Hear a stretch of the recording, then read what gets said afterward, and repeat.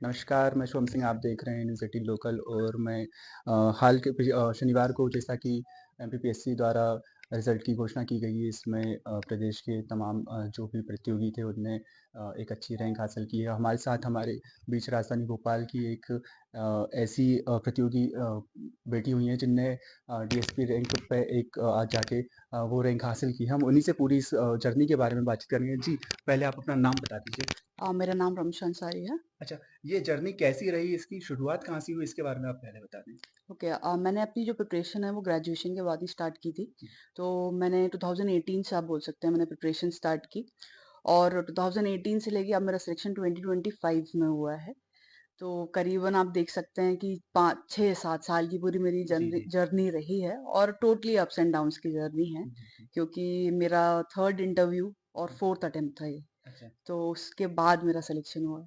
अच्छा इसमें किस किस तरीके की क्योंकि इतना समय हुआ तो फिर इसमें किस-किस तरीके की डिफ़िकल्टीज़ आपको आई या कौन-सी ऐसी चीज़ें रहीं जिसमें आपको लगा कि नहीं मैं अब गिव अप कर दूँगी या क्योंकि एक टाइम ऐसा आता है कि जी। जब ऐसा लगता है कि हाँ, नहीं अब मुझसे नहीं हो पाएगा, तो ऐसा कुछ एक फ़ेज़ था आपकी लाइफ़ में? हाँ, बिल्कुल बोल सकते हैं। डिफ़िकल्टीज़ हर लेवल पे होती हैं। फ़िज़िकल डिफ़िकल्टीज़ बहुत हैं, क्योंकि आपकी लाइफ़ जो है बहुत स्टैटिक हो जाती है। जी, आप लाइब्रेरी में बैठे रहते हैं। आप 8 टू 9 आवर्स आप बैठे हैं, तो बैक एक बहुत कॉमन हो चुका है अब तो, जी, जी, एक जी। ये वाली।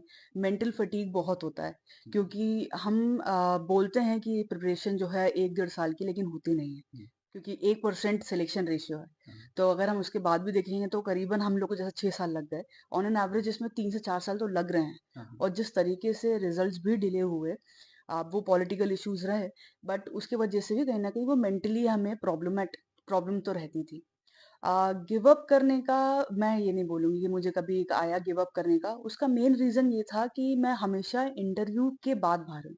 जी, अगर ऐसा जी, नौबत आती कि मेरे 3 बार प्रीलिम्स ही नहीं निकल रहा हो, जी, जी। तब आई वुड हैव थॉट कि नहीं, शायद ये मेरे लिए नहीं बना। हुँ, हुँ। लेकिन मुझे एक्चुअली पता थी कि प्रॉब्लम हो कहाँ रही है। वो स्टेज पे अगर कोई कैंडिडेट आता है जहाँ उसको समझ ही नहीं आ रहा है कि प्रॉब्लम कहाँ है, हुँ, तो वहां से लौट आना फिर भी ईज़ी है। हाँ, लेकिन जब आपको पता है कि हाँ प्रॉब्लम है, आप उसको सॉल्व कर सकते हैं, हुँ, तो आप एक और स्टेप ले लेते हैं फिर। जी, जी। तो वो वापस आने वाला तो कभी थॉट नहीं आया। अच्छा। अच्छा, इसमें आप क्रेडिट सबसे ज़्यादा किसको देंगे? किसका ऐसा सपोर्ट रहा कि जिससे आपको आप आज इस पोज़ीशन पर पहुँची? बहुत सारे लोग हैं एक्चुअली, मैं एक तो नहीं बोल सकती। सबसे पहले तो मेरे पेरेंट्स, मेरी पूरी फैमिली जो सबसे ज़्यादा सपोर्टिव रही। उसके बाद सिंस मैं टीचर भी थी, हुँ, हुँ। तो मेरे जो स्टूडेंट्स थे, सबसे बड़ा जो मेरा कॉन्फिडेंस जो बिल्ड किया है वो मेरे स्टूडेंट्स ने किया। उसके बाद मेरे टीचर्स, मैं बहुत फॉर्चुनेट थी कि मुझे हर स्टेज ऑफ लाइफ में बहुत अच्छे टीचर्स मिले हैं, तो उनने सपोर्ट किया। और मेरा जो एक चाइल्डहुड से जो मेरे मेरे फ्रेंड्स रहे हैं, वो इकोसिस्टम बहुत ही सपोर्टिव। और सबसे इम्पोर्टेंट चीज़, अगर एक पॉइंट पे शायद मैं अपने आप से डाउट कर लूँ, अपने आप को डाउट कर लूँ, वो लोग उन लोगों ने करने नहीं दिया। अच्छा। तो उनका जो कॉन्फिडेंस मेरे ऊपर था, उसने मुझे हमेशा ही बूस्ट अप किया है। अच्छा अच्छा, जैसा आपने बताया कि आप एक टीचर भी रही हैं, तो जी। फिर दोनों इस पढ़ाई और उसको बैलेंस कैसे किया?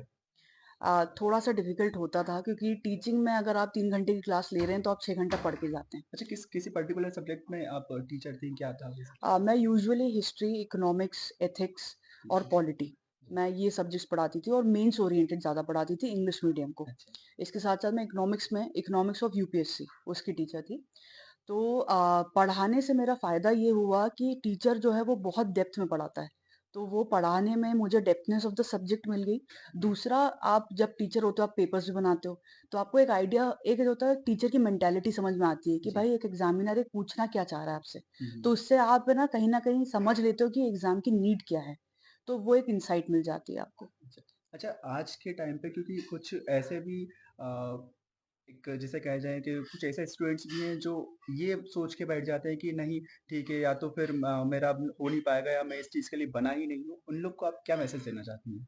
अगर ये थॉट आता है तो मैं बोलूँगी ये थॉट गलत नहीं है, क्योंकि ये रियलिस्टिक थॉट है। जी, आप हर स्टेज ऑफ ऐसे एग्जामिनेशन में अगर ये थॉट आ रहा है, तो आप उसको पहले तो एनालाइज करिए कि वो थॉट आया क्यों। हुँ, अगर ये जो थॉट है ये 2 या 3 प्रीलिम्स के बाद आ रहा है, फेल होने के बाद आ रहा है, तो आई वुड से आप सही सोच रहे हो।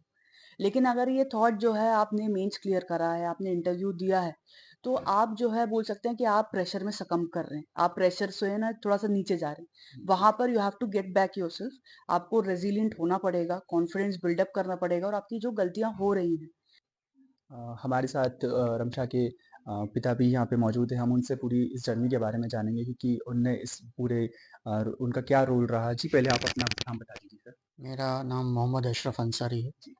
मैं एग्रीकल्चर डिपार्टमेंट में असिस्टेंट ग्रेड 2 के पद पर कार्यरत था और अभी वर्तमान में मैं सेवानिवृत्त हूँ। अच्छा। सर ये क्योंकि पहले तो आपको बहुत-बहुत बधाइयाँ, आपकी बेटी का चयन हुआ है और डीएसपी रैंक में गई हैं। बहुत-बहुत धन्यवाद। सर ये जर्नी उनकी क्योंकि as a being a parents की आपका एक बहुत अहम रोल रहता है, एक बहुत अहम किरदार रहता है और पिता होने के नाते आपने किन-किन ऐसी कौन-कौन सी ऐसी चुनौतियाँ थी जिसे लेकर आपने उन्हें सिखाया कि नहीं इसमें कुछ आप कर सकते हैं या फिर कुछ इसको लेके आप थोड़ा-सा बता दें?